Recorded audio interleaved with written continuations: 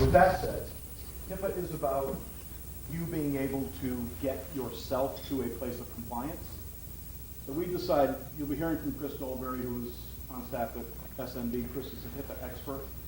And we decided, in keeping with education and training, we wanted to put a program together, a 3-part program that has the 3 fundamental pieces of HIPAA, give you a roadmap, give you a plan, give you the information that you need. It's a lot of stuff. But give you the information that you need that when you leave here, you can start doing something. And I encourage you to start doing something. Electronic medical records and that E, electronic, is very big. And we're becoming more and more reliant on EMR and electronic health records and computers. And HIPAA is not only about electronic protected health information, it's all protected health information. But the electronic piece is getting big. You need a plan. For some of these things, you will need to bring your trusted advisor in, but do something. Take a step and do something. It's important. That's why we are here. And with that, I offer you Chris Dolberry. Thank you.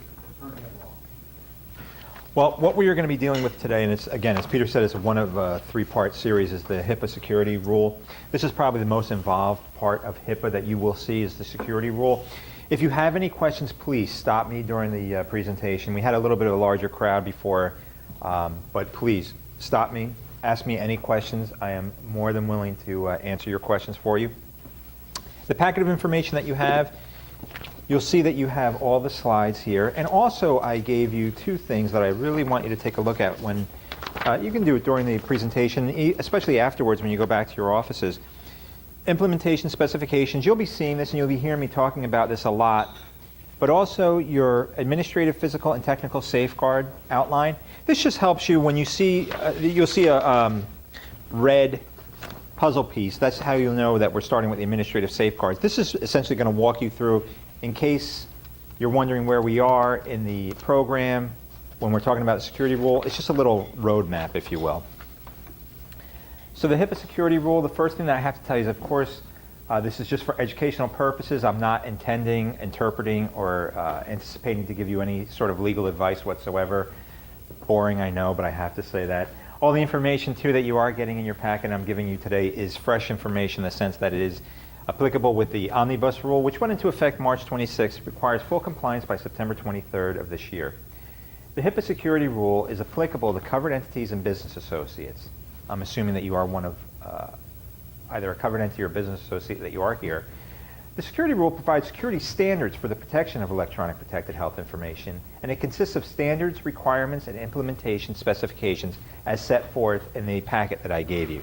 I am going to be using some abbreviations today: BA for business associate, BAA for business associate agreement, CE for covered entity, EPHI very heavily is going to be used today for electronic protected health information, and finally PHI, which just means protected health information. Regardless of the size of your practice, HIPAA security rule still applies. If you have 1 employee, you have 100 employees, doesn't matter. You still have to apply to HIPAA. The requirements of the security rule were designed to be technology neutral and scalable to all different sizes. Now, if you're a covered entity, why should you be concerned that the security rule applies to a business associate? Here's why, and here's the important reason. Omnibus Rule now removed the liability exception for a covered entity regarding its business associate. If you are a covered entity, you could be held accountable for the actions of your business associate. You will be liable. And this is also true regardless if there is a compliant business associate agreement in place. So if you are a covered entity, pay close attention to all of the requirements for the security rule. Now, the Omnibus also extends direct liability for compliance with the security rule to business associates. They are held accountable for some things directly liable to them. However, as a covered entity, you should only be engaging with business associates and maintain strict compliance with HIPAA. And we're going to go through all of that as well through here.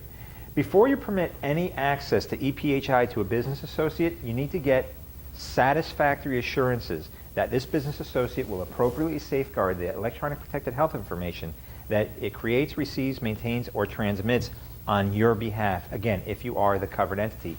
Well, how do you do this?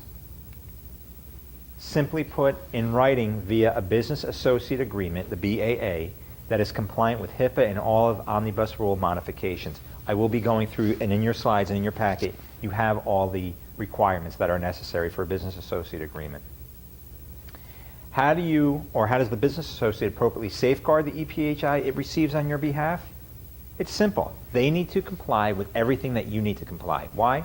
Because Omnibus made HIPAA responsible. Omnibus made HIPAA attachable to all business associates, just like it is for a covered entity. A business associate is also responsible for the act of its subcontractor. What is a subcontractor? Well, let's say you're dealing with a business associate, and that business associate is receiving upon you EPHI, protected health information, electronic protected health information. But the work that they are doing for you, they just can't do it on their own. They need to hire somebody else. That someone else is a subcontractor. They, the business associate, must enter into a business associate agreement with the subcontractor. However, if you are a covered entity, you're not required to enter into a contract with the subcontractor. However, you have to have those same assurances from your business associate that they will enter into a contract with the business associate that they're dealing with. I know it's very confusing, but once you think about it, think of a chain. You're just dealing with the business associate. That business associate, they have to have all the assurances for the remainder. Now, complying with the security rule. You must comply with the applicable standards, implementation specifications, and requirements of the security rule. This is the black letter rule of law from HIPAA. The security rule consists of security standards, policies and procedures, administrative safeguards, physical safeguards, technical safeguards. We also have organizational requirements. And one thing for you to think of, if you think of each one of these as a puzzle piece in a HIPAA puzzle, that helps to assimilate what it is that is necessary for a HIPAA compliance program. So think of it, again, like a simple puzzle. But if you have a piece that is missing from your HIPAA compliance program, your HIPAA compliance program is incomplete, and you have to find out which piece of the puzzle that you are missing. Compliance. Compliance is not a one-and-done thing. I don't want you to think that you can purchase compliance and it's done for you for the year. Compliance is always ongoing. You have a risk analysis, risk management. You have to implement your policies and procedures, train your workforce, review and modify your security measures.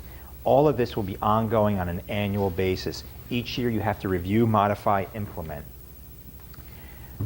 Security standards. When we're talking about the security rule, simply put, you want to ensure the confidentiality, integrity, and availability of all the EPHI that you create and send over to your business associate.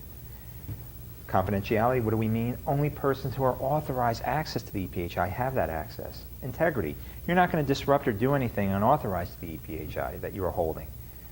Availability, only the authorized persons that are allowed to access PHI can. You also want to protect against reasonably anticipated threats or hazards. We're going to be dealing through this as to how you can find out what's reasonably anticipated threats or hazards to the security and integrity of EPHI. You also need to protect against reasonably anticipated uses or disclosures of EPHI that are not permitted, meaning you have a workforce member that is disgruntled, they're going to take this information, they're going to sell it on the street. Right now, protected health information, medical records, you know how much they're selling for on the street? $50 a pop. That's very big money. That's very big money. I think Social Security numbers are selling for $1.50 a piece. They don't need your Social Security number anymore. They get your medical information, your medical records. What can they do? They can become you. They can get prescriptions. They can sell those drugs on the street. That's why it's such a big, hot topic. Also, you want to ensure compliance with the security rule by your workforce. What does that mean? Ongoing mandatory training. Please train your work staff. Please let them know that there are sanctions that will be enforced by you, not because you want to do it, but because HIPAA mandates and requires it. Very important, again, with the worksheet that I gave you, this little one right here, implementation specifications, they're either required or addressable. Take this with you, bring it back to your office, always look at this. Whenever you see something that is required or addressable, it breaks it down for you in simple little steps. It's very important for you to understand the difference between required and addressable. If something is required, self-explanatory, it's required. If something is addressable, it does not mean that it's optional. Required, again, you must implement. Addressable, what you need to do is assess whether the specific implementation specification that we're talking about at that particular moment is reasonable and appropriate in its environment when analyzed with reference to the likely contribution of protecting EPHI. Basically what you're saying is you have to assess whether or not what you are doing, what the government wants you to do is reasonable and appropriate given the confines of your business and your practice. Again, confines of your business or practice means applicable to you. If it is reasonable and appropriate, you implement it. It's that simple. It's as if it was required. However, if it's not reasonable and appropriate to implement the implementation specification, you need to document why it's not reasonable and appropriate, and if you can find an alternative, implement an equally equivalent alternative measure if, again, it's reasonable and appropriate. A lot of legal jargon. What does that mean? If when we're going through these factors, you see something that's addressable, that doesn't mean that it's mandatory automatic.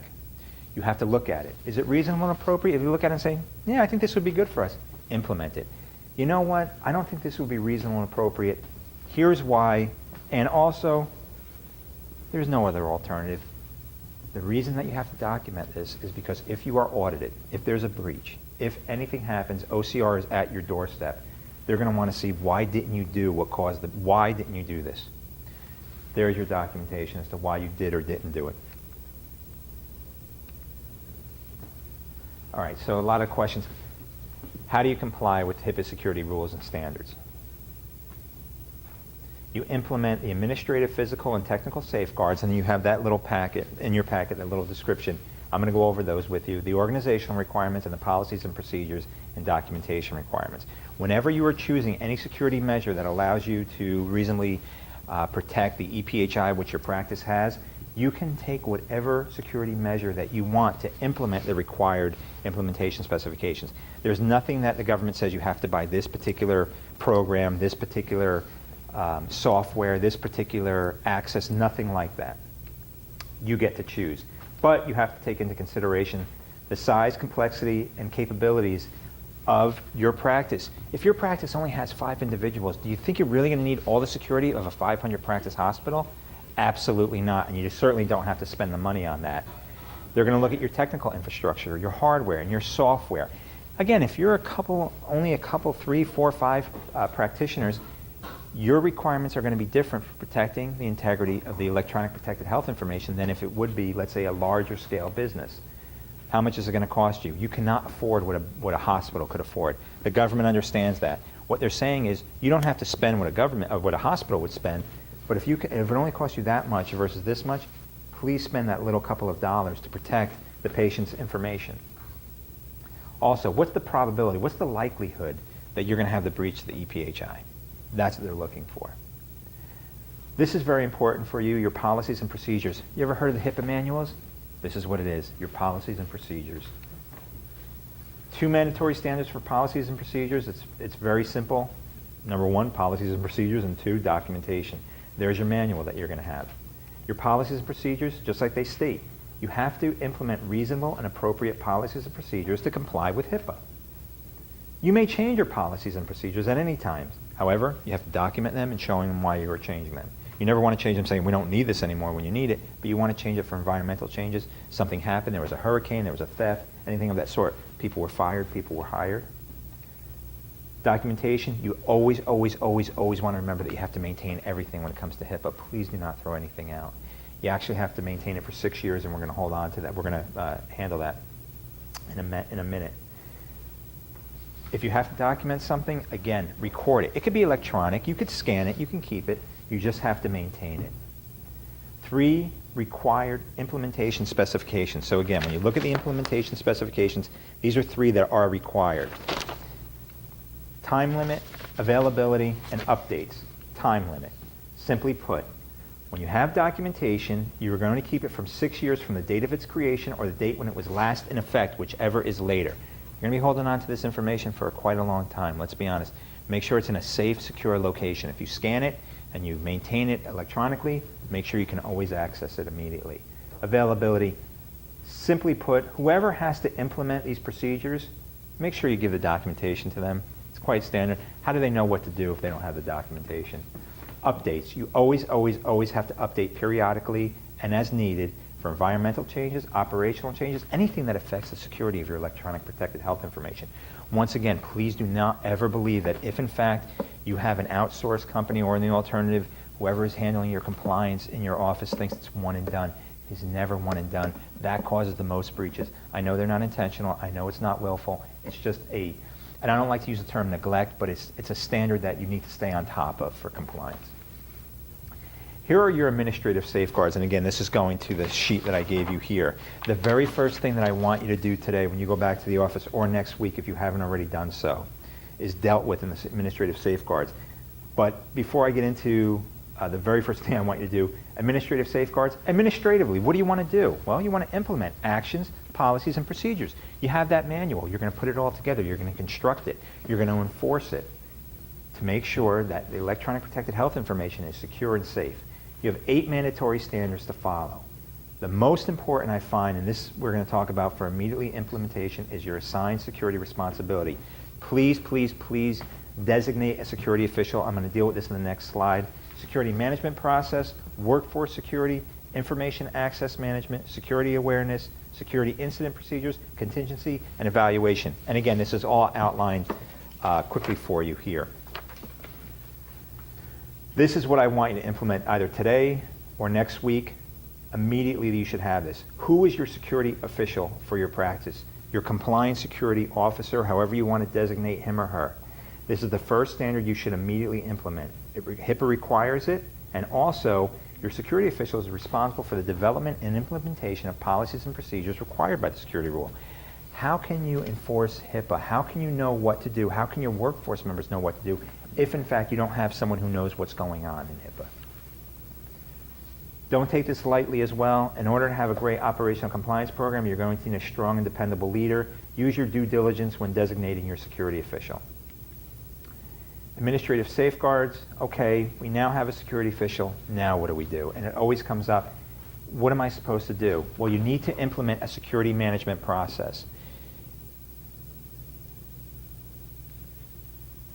What is your security management process? It consists of policies and procedures implemented by a covered entity or yourself or a business associate which prevent, detect, contain, and correct security violations.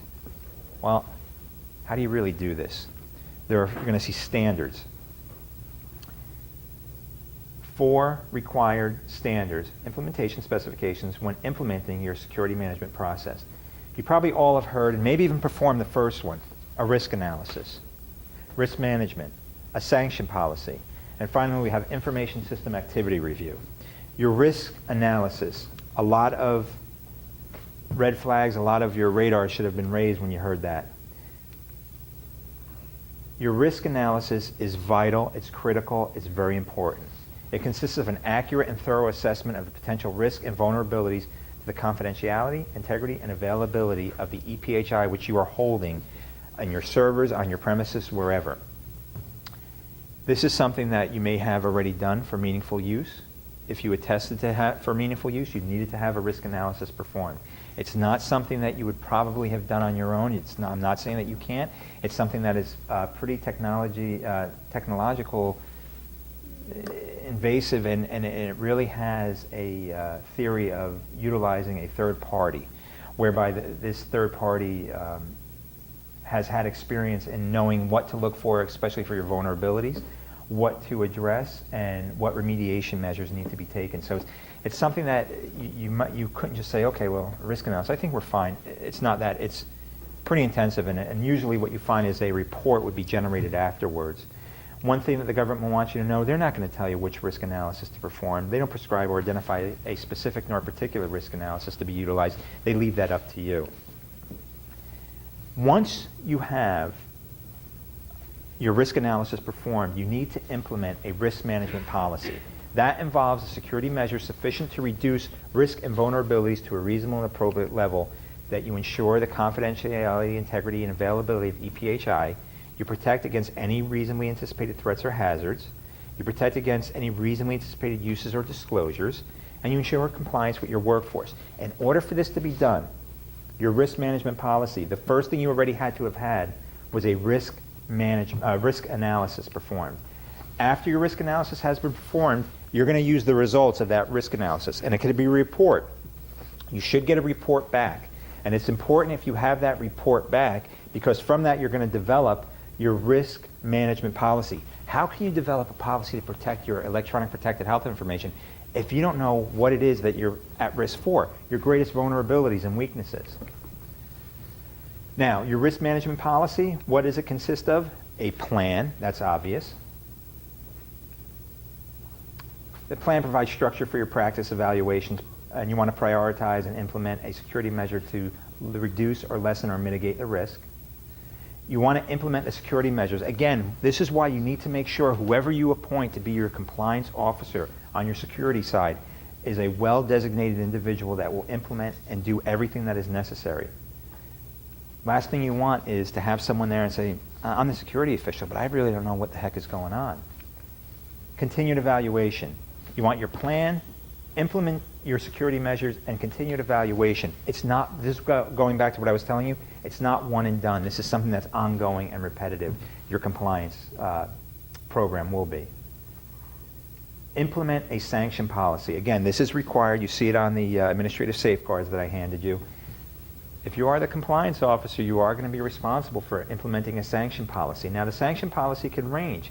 Written warnings to termination. However, whatever the sanctions are, make them appropriate and level. If it's something that was not that big of a deal, you have to sanction, but the sanction doesn't have to be that big. If it's something that calls for the termination, terminate them immediately. Immediately. The policy may actually deter noncompliance by workforce members. We all are going to have disgruntled employees in the workforce. It's unfortunate, but it's true. It does happen. There's where you see a lot of breaches. You hear it about it in the news. Someone types on Facebook. Someone goes on LinkedIn, Twitter, pictures, however you want to look at it. It's always going to happen. Information system activity review.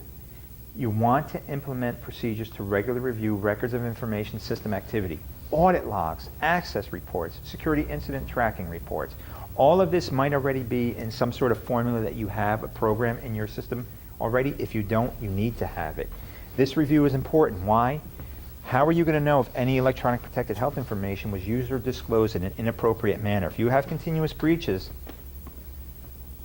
and they find out by the government, that could get very costly for a penalty. Workforce security. These are the individuals who work in your practice. You want to have policies and procedures to ensure that all members, regardless, doctors on down the list, have appropriate access to electronic protected health information as provided. There may be individuals who work for you that do not ever need to have access to electronic protected health information. And guess what? They never should. That prevents the breaches from occurring. Just because of their job title. Not because you don't trust them, but because of their job title. Now, addressable implementation specification. So when you go back to your office and you're looking to put together your HIPAA manual, all right, well, Chris said these are addressable. Here's exactly what you have to do. It spells it right down the line. Authorization and/or supervision, workforce clearance procedures, termination procedures. Let's look at first authorization and/or supervision. You want to have to be able to supervise. First of all, this individual has access to EPHI. They're on their computer, and all of a sudden what comes and pops up? But electronic protected health information. You want to make sure that you can look down and you can survey and you can monitor that this individual, A, has access, B, is not disclosed or is being disclosed too much information for the electronic protected health information. Maybe they only need to see a date of birth. Maybe they only need to see why they are here today for the doctor's office. They don't need to see the full history. So you want to give them the minimum necessary, and you want to make sure that the computer system that has EPHI has the authority to access it. You don't want to just have that thing just open up and generate a boatload of information. Limit the individual. Just because they have access doesn't mean they might be able to access everything. Again, workforce security, workforce clearance procedures. This is simply put, you want to make sure that the access of a workforce member to electronic protected health information is appropriate. Once again, well, I'm allowed to go and pull blank on the screen. That may be true, but you may not be able or allowed to pull the whole history. What the government is saying is, we don't want to stop you from working. We don't want to shut your practice down, but we also don't want someone who can pull up a little bit of information to also be able to pull up a history of the information. There may be individuals who need to know the entire history of the patient. That's fine, so long as you, the security official, has designated that individual to have that information. Termination procedures. Termination can be when someone leaves the practice, they are fired, or in the alternative, they're demoted or promoted, but their access to electronic protected health information is no longer necessary. If that's the case, have the policies in place that say this is what happens when someone is promoted, demoted, transferred, what have you. They leave, they're fired. Make sure they can no longer access electronic protected health information, either on-site or off-site. Chris, can I just chime in? Sure, of course. How many have electronic medical records here? Okay, so many, excuse me, many of the items that Chris is talking about in this specific section and one other coming up, like limiting access, tracking, being able to change access based on job duty or functionality. Those kinds of things are built into EMR systems. You can track people's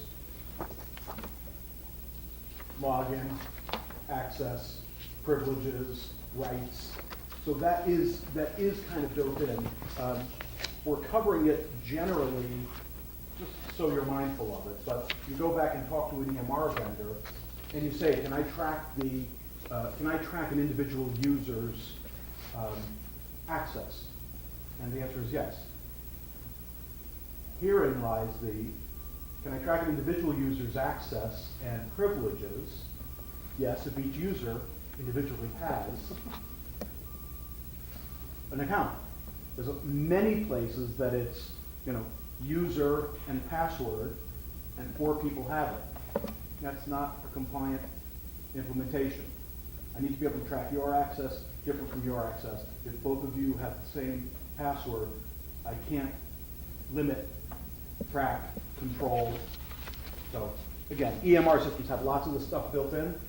It's practice management systems that don't. It might be information that's on regular computers. It's a little harder to track. A lot of it is set up with the HR, with the administrative, management, what Correct. they have access to, what your certain employees have. I mean, it's just like click here, and Correct. before you know it, you have access to nothing. That's exactly right. And by the way, there's a big difference between electronic medical records and running your practice electronically. There's a huge difference.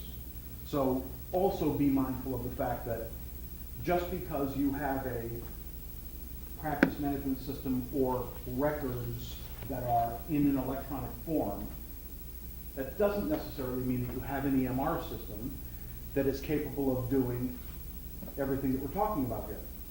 EMR is electronic medical records. It has a very specific function and purpose in life. When you have it, you have those kinds of things I mean, built in. it's like incredible, it's massive. Because you can just say whatever, just click of a button, and Correct. it's like hard, you can't get back. That's exactly right. You're like, oops, did I say that in the text? Damn you, World. A great website, by the way. If you ever want a belly laugh, damnyouautocorrect.com. You will laugh hysterically. Thank you. Again, information access management. You want to make sure whoever has access to the electronic protected health information in your practice are the ones so authorized, and you want to give them, once again, the minimum necessary. They don't need to see everything. Don't let them see everything. Guard against that. Access authorization. Who has authorization to access electronic protected health information within your practice? Make sure you have the policies and procedures for granting access to EPHI. You may have background checks, however it is you want to perform this. Put it in your employee manual. This is how we determine if it's a background screening. You may hire somebody, again, you can have your background checks when you bring people on, criminal, whatever it is. I'm not stating what it is you need to do or not do when hiring an employee, but what I'm telling you is make sure you have policies and procedures so that you know whoever is accessing that EPHI, what I tell you is very valuable on the street, that you trust them with it. Once you know who has access to EPHI, under what circumstances, you want to make sure you know how access is modified. They're terminated, they're promoted, they're demoted, whatever it is, make sure you can modify their access to the electronic protected health information. modification. In your manuals, you want to update. There are going to be modifications, a workstation transaction, something may have occurred, an environmental hazard. All that has to be kept, maintained for 6 years. All of that information is required by HIPAA. And again, even though this is addressable, you got to look at it. If it's reasonable and appropriate, reasonable, how is it not reasonable to document everything? How is it not appropriate for you to pick up a pen or type on a computer? This is one thing that I think if you say, this is not required, or it's not reasonable and appropriate in my practice, I don't know, I think you'd have a hard time convincing the government that that was not necessary if a breach had occurred. Security awareness and training, this is so important. Please stay on top of your employees. Implement a security awareness and training program for all members of your practice workforce, including management, including doctors. I know, please, and I am on your side. I know it's very difficult to get the doctors to sit down and want to go through this. They don't want to hear it. It's very dry. Please, I understand. And I am in your corner when it comes to stuff like this. But once again, this is required by HIPAA. Periodic retraining should also be given whenever operational changes affect the security of EPHI. Let's say you had a breach. Let's say you had someone who stole something. Everybody's got to sit down again. Addressable implementation specifications. I'm not going to go through these in detail because of time, but they're self-explanatory as well. Security reminders, periodic security updates. You want to have that. You want to make sure that you're protected against malicious software, that there's reports that are generated. Login monitoring. Who's on that computer? How many times do they go on that computer? What were they on that computer for? This is all background, if you will, if in case a breach occurs. And password management. Let's be honest, if you don't know how to create a password in your office that is pretty secure, you might want to sit down and figure that out. Don't have 1, 2, 3, 4, 5. Don't have a happy. Don't have something that you walk in, the initials of your medical group. Whatever it is, make sure it's very substandard, that it would be very hard to crack open, if you will, if someone came on and were to hack into your computer system. Make sure they're always changing as well. Now, you have all your policies and procedures in place. You think you're running fine. And you walk into work one morning and you see footprints. You see this computer. Something doesn't look right. What just happened? You get that gut feeling. You had a security incident. A security incident does not have to be seen. It could be a theft, attempted or successful unauthorized access, use, disclosure, modification, or destruction of information or interference with the system operations. What if somebody went in there and tried to figure out what was going on, didn't really crack the code, but yet got close? Still, unsuccessful, attempted, unauthorized access. You have to respond to reporting now. You have to identify and respond to suspected or known security incidents. You have to mitigate, to the extent possible and practical, harmful effects on these security incidents. These are all policies and procedures that you have to implement internally. Again, as you see this big, big word, required. Contingency plan, very important, especially now, and I want to show you why. Your contingency plan, procedures for responding to emergencies or other occurrences. Let's say you have a fire. What if you have a theft? What if there's a system malfunction that causes your computer system to crash? What if that happens? Right? Right. Well, here's the unfortunate thing about that. And this was released last week today. I'm going to show you. Last week today, it was reported on CNN. The National Oceanic and Atmospheric Administration predicts an active 2013 Atlantic hurricane season. I believe that was Sandy. That's coming again. She's just as ugly now. Right. That's coming again. When they are telling you now, because of June 1st, when hurricane season starts, that get ready, get prepared, be prepared. And I think this is very overlooked in medical practices. I think we all think of security. Okay, someone stole something, or I'm ready for that. Oh, the internet went down. I'll just pick up the phone and call Peter and see what happens. This is going to be great cause for concern. Because of Sandy, because of businesses that went down, you're now basically put on notice that this can happen again. So your contingency plan, 3 required implementation specifications. You make sure you can get that data backed up. A disaster recovery plan, very important. Emergency mode operation plan, absolutely important. 2, addressable implementation. Testing and revision, quite frankly, make that mandatory. Applications, we're going to go over all of this as well, but your data backup plan, establish and implement procedures to create and maintain retrievable exact copies of electronic protected health information. You have 3 different workstations, 3 different computers, all of them can access the EPHI immediately. Disaster recovery plan. Establish and implement procedures to restore any loss of data.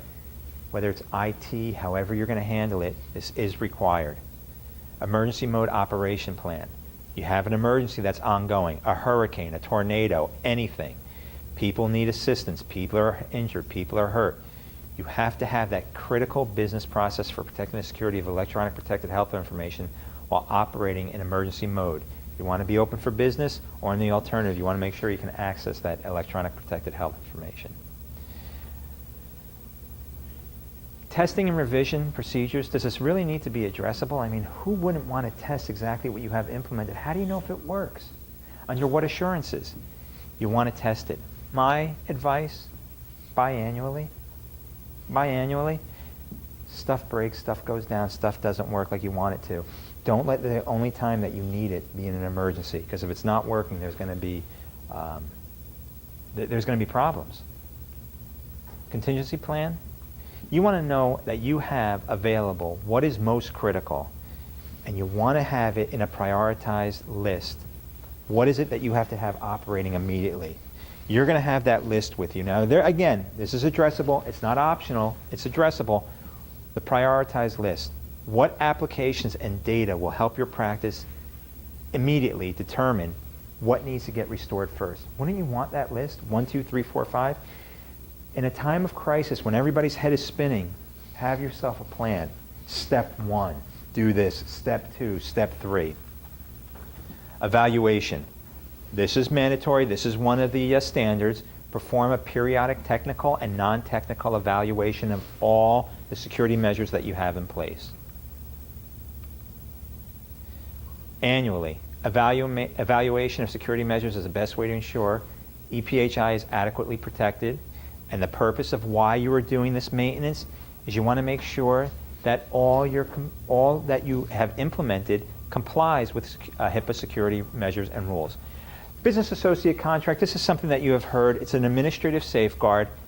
Before you give anything over to your business associate regarding any sort of protected health information, please, please, please make sure you have an adequate, compliant business associate agreement in place. I know it says business associate contract agreement or other arrangement. Boy, do I hate that word, other arrangement, because that just lets people's minds and imagination fly. If I was you, what I would do is have a HIPAA compliant business associate agreement in place.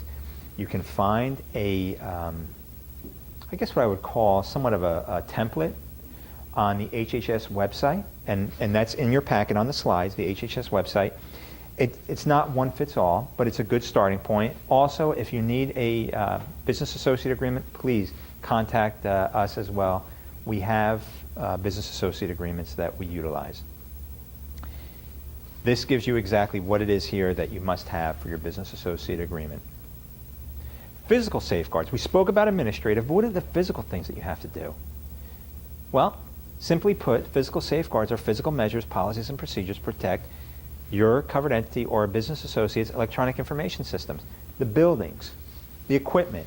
You're going to have the hurricanes, natural environmental hazards, and authorized intrusions. You're going to have the break-ins. It's unfortunate. But again, why are you going to have break-ins? Why do people care? Because there's so much money for this on the street to get people's protected health information. Physical safeguards, 4 mandatory standards. Facility access controls, workstation use, workstation security, device and media controls. Boy, that's a hot button right there, device and media controls. Facility access controls. Your practice must implement policies and procedures to limit physical access to electronic information systems. Basically, if you store your servers off-site, who has access to that? You're going to want to know.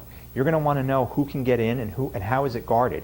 For instance, if anybody can walk in where you store the servers off-site, boy, that is not good.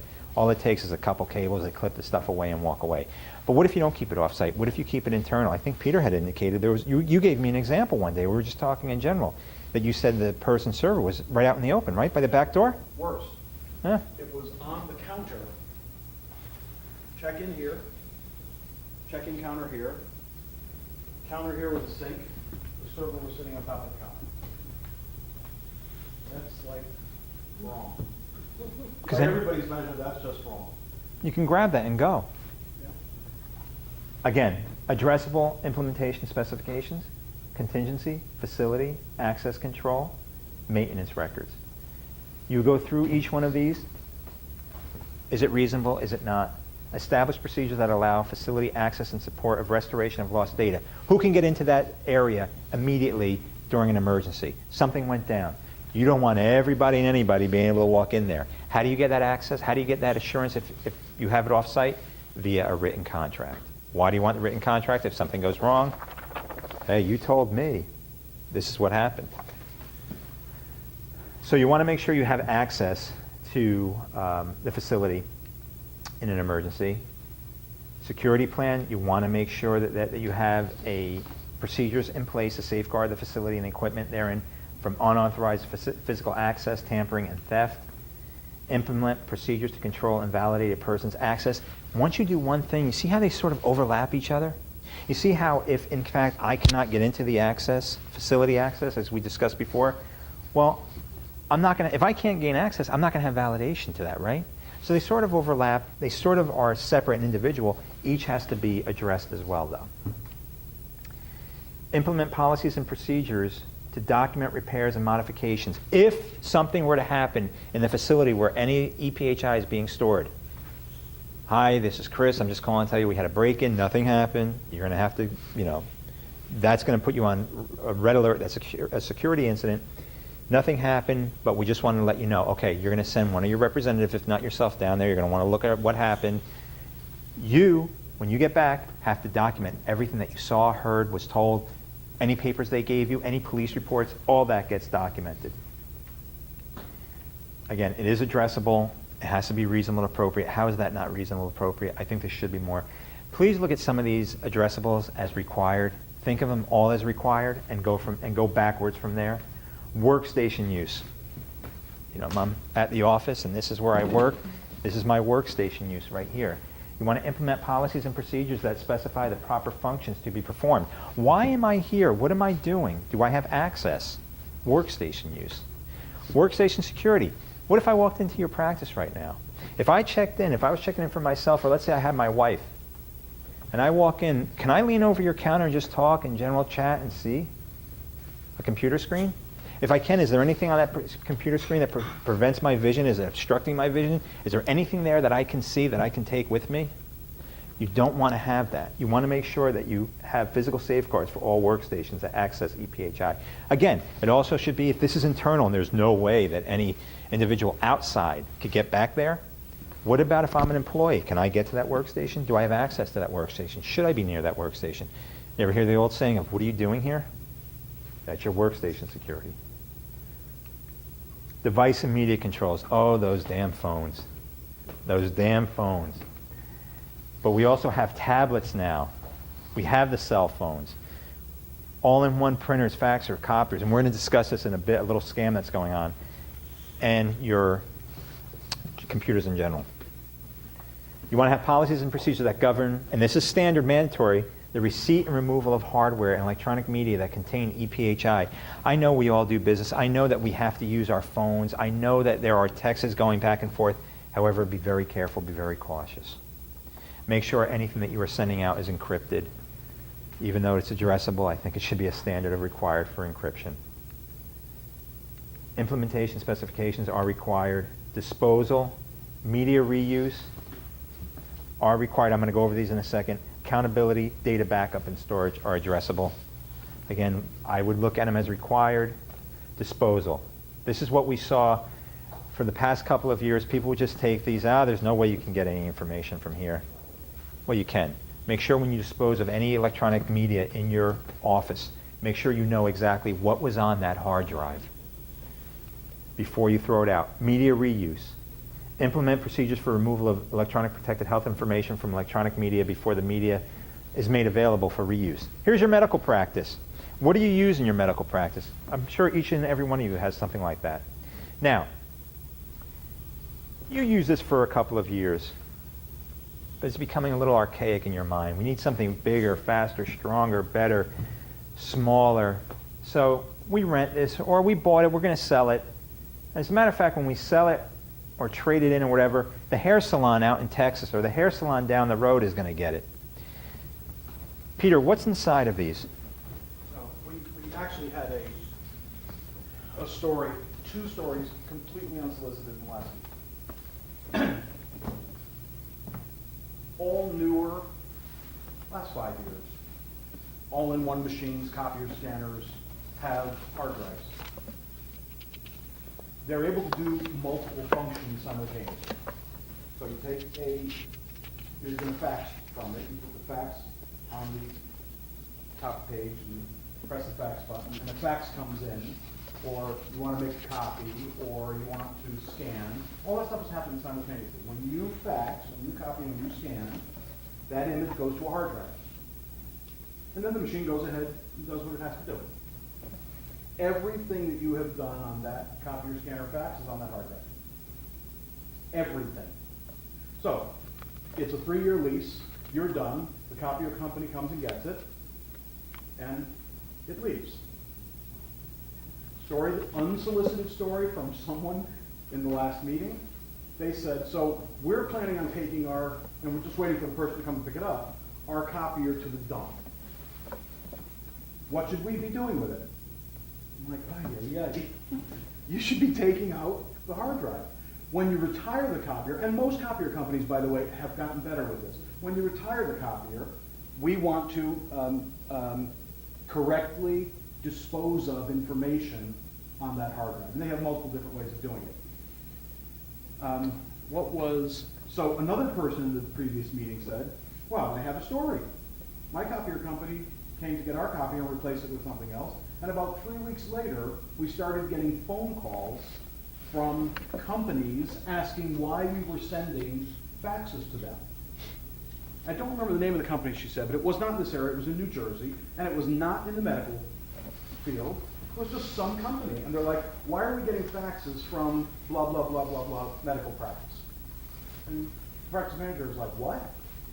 Okay, well, the copier came out of service. They refurbished whatever, the drums and the rollers and the fusers and all that stuff, and it got shipped out again. It still had the personality and all the information of the previous practice. Aren't they supposed to be, the copier company supposed to be HIPAA compliant? Yeah. And you would think. And don't you get, like, if you were to say, to turn in your copier for exchange for a newer upgraded, should you get some kind of documentation? Certification. You are 10 steps ahead of most everybody that was in our last meeting. You know that. That's what this awareness is all about. You're absolutely right.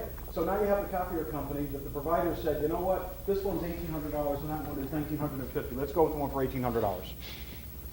And the people that run the business aren't mindful of it. If you aren't, that happens every day.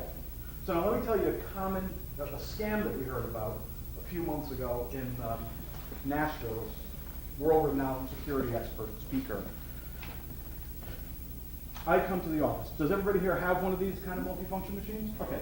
So I come to the office. I show up. I mean, my hair is cut. All right, I'm not so tall, but I don't look dangerous. And I come in and I come to the front desk and I'm like, hey, it's not your company. I understand you're having a problem with the copy. We've got a service order.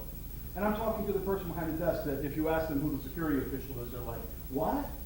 So I'm talking to the person who checks people in. I'm here for the copier. Do you have a problem with it? Oh, freaking copier. We have problems all the time. Okay, where is it?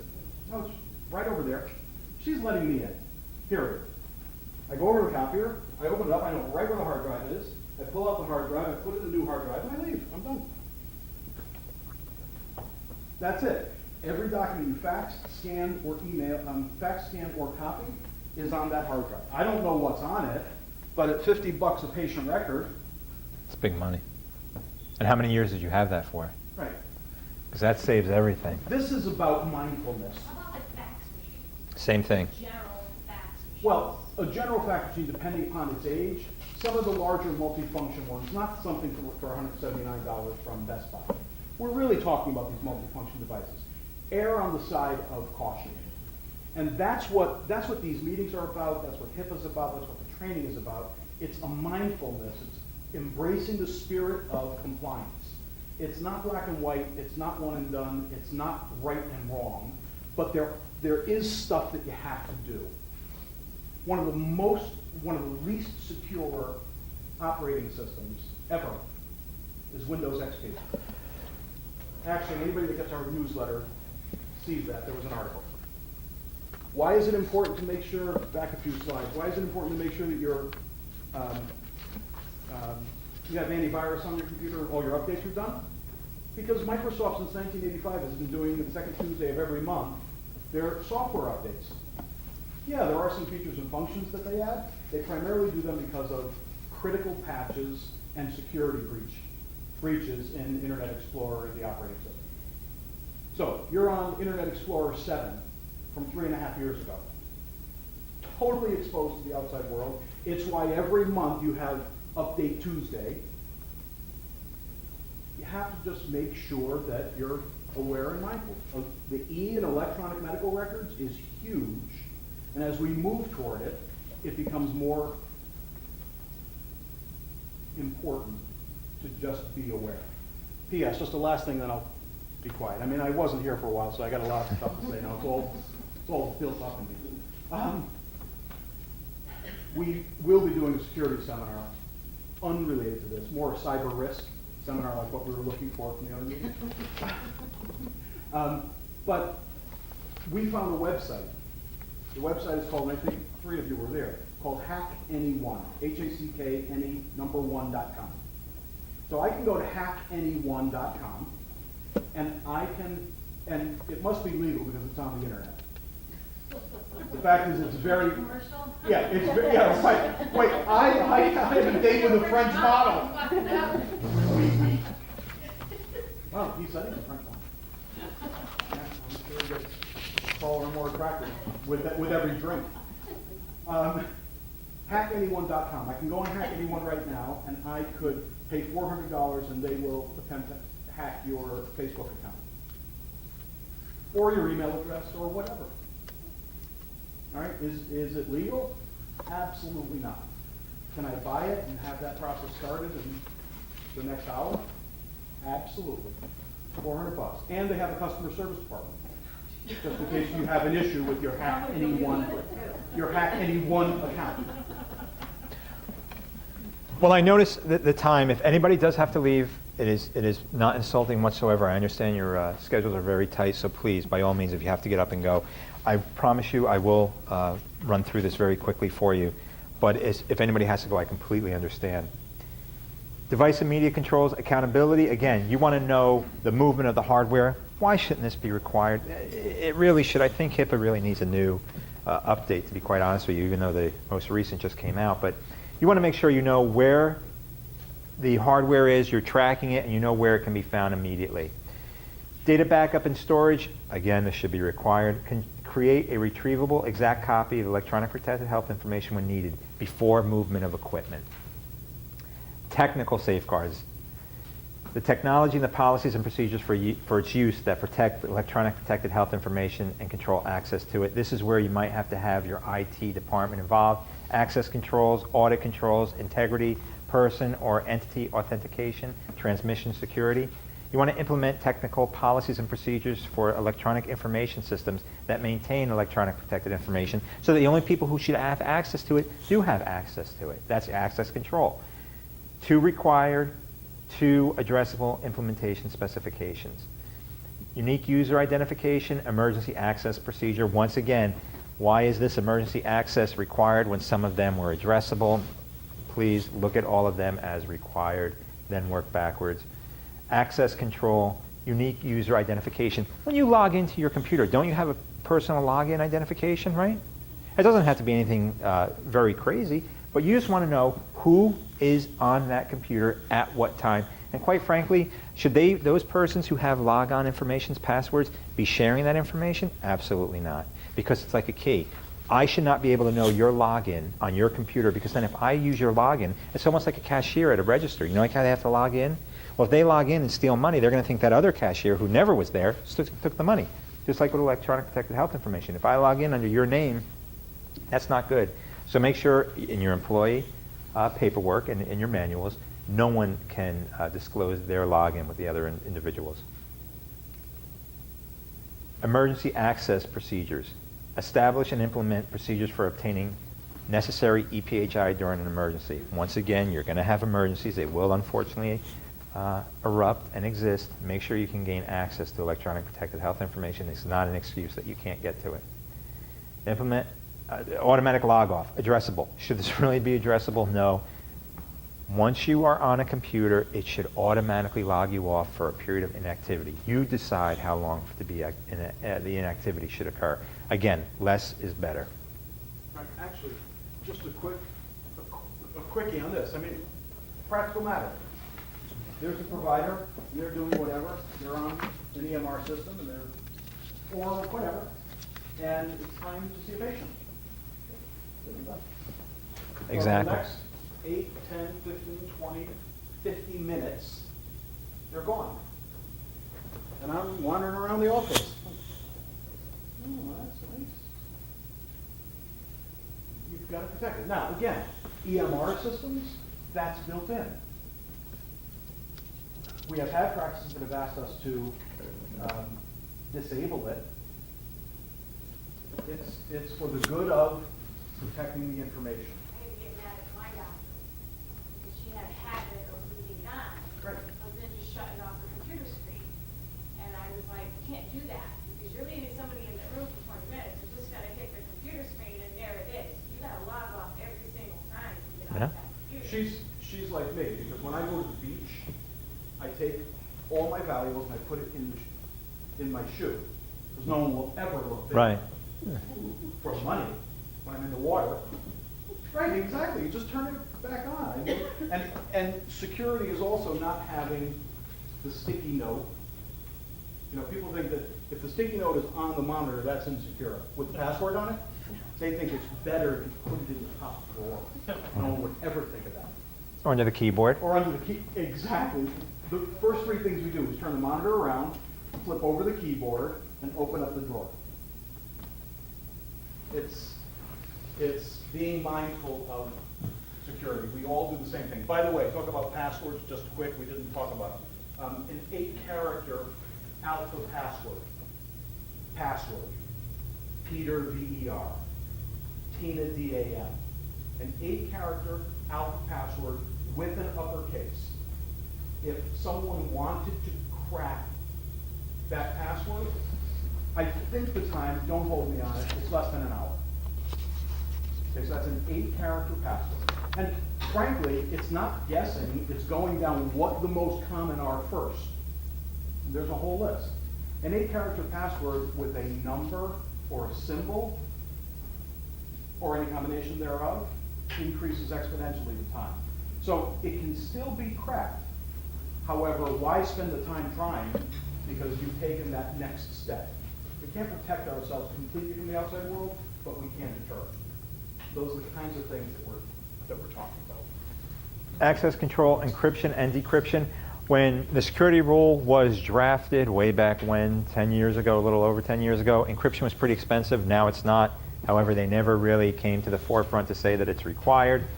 But implement a mechanism to encrypt and decrypt electronic protected health information. That should be standard. That should be required. Again, it's not optional. It's addressable. Audit controls. This is a standard. Implement hardware, software, and or procedural mechanism that record and examine activity. So whoever's on this computer, whatever is done on that computer, you want all of that recorded. You want all that information stored. Implement integrity. Integrity of the electronic protected health information. Implement policies and procedures to protect electronic protected health information from improper alteration or destruction. You don't want someone taking out vital information on a patient, a terminal patient, reducing that information to nothing. Then all that information is sent over to another doctor. They don't get treated for what they need. And what do you think the doctor is going to hear is, well, no, doc, I was diagnosed with blank, blank, and blank. No, you weren't.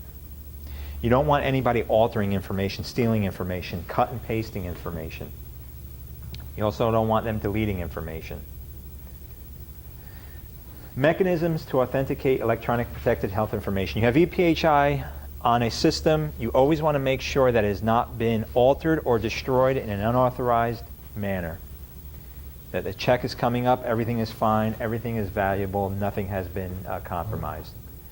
Implement procedures to verify that a person or entity seeking access to electronic protected health information is the one claim. Peter walks in, like he just said, I'm walking around the office and I see, oh, the doctor didn't leave something on. Case in point, I was with my wife at a doctor's appointment last year, and we walked in, she had a sinus infection. Just walked into the doctor's office. There on the screen, very wide screen, was a patient's information. I walked out, and they're like, what's going on? I said, you got to go in there. She goes, what's the matter? I said, there's people's health protect. Oh, that's fine. That's not fine. That's a violation. Transmission security. You want to make sure that you implement technical security measures to guard against unauthorized access to electronic protected health information that is being transmitted over electronic communications network. Like Peter had indicated, faxes, emails, anything that is broken down into a dynamic of electronic information and sent out. You have two addressable implementation specifications when transmission security. Integrity controls and encryption. Once again, look at these as standards required, then work backwards. What you want to do here is implement a security measure to ensure that the electronically transmitted EPHI is not improperly modified without detection until disposed of. Did someone get a hold of it, change it, and then send it to you? You want to make sure that you know about this. Again, these are all programs to be implemented. You also want to have a mechanism to encrypt electronic protected EPHI whenever deemed appropriate. When is there a time you wouldn't want to encrypt this? If you have a laptop and you're the only person in your office and all this information is stored on a laptop, you never send it out, and you close your laptop, you go home, and you say, I'm going to be smart, I'm going to take my laptop home with me because if something happens, I want to know exactly where my laptop is. But then you remember you have to stop off at the store and you had to get something for dinner. Someone goes in your car, grabs this. Oh! Was anything encrypted? Was anything protected? Was there any safeguards? No. I was the only one. I didn't have all this. This is what it comes down to. It should be encrypted. I think this should be more mandatory than anything else. Maintenance. Please always remember that maintenance is ongoing. Compliance is ongoing. Always review. Always look at everything you have. Do not think it is a substandard of one and done. Yearly, annually, biannually, quarterly, however you want to look at it, maintain your HIPAA security, maintenance, compliance. You'll be more safe than sorry.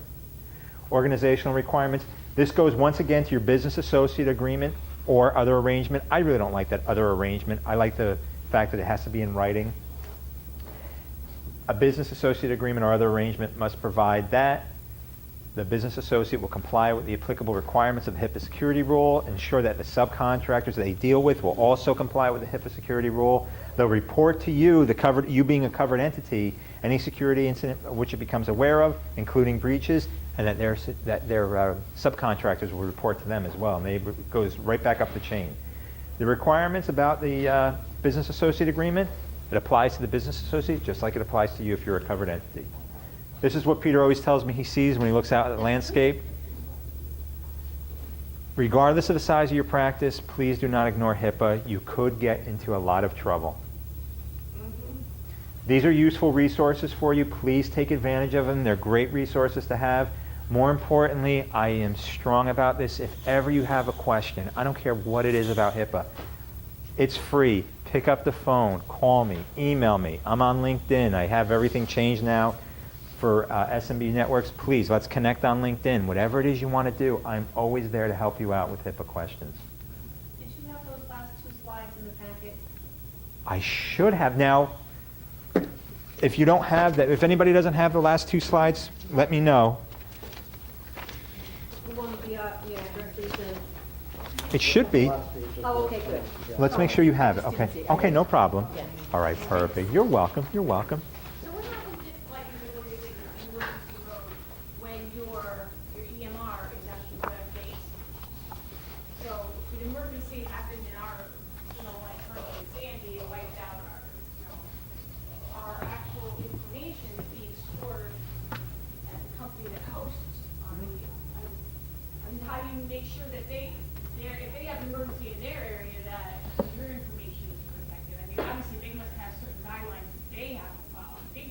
called HIPAA. Correct, you have to know, right, it's called HIPAA. They're a business associate of yours, they have your information. Most hosted data centers. Actually, what we find is the least secure environments are ours. Because we have one